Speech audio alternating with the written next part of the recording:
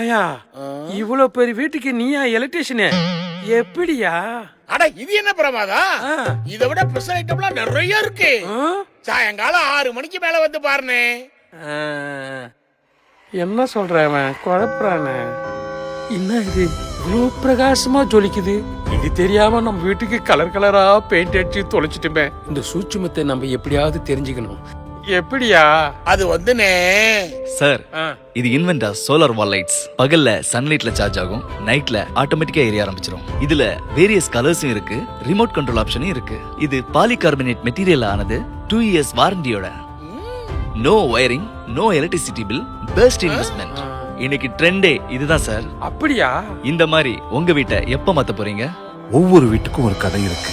அந்த கதையை ஒளிமயமாக்குறது இன்வென்டா லைட்ஸ்.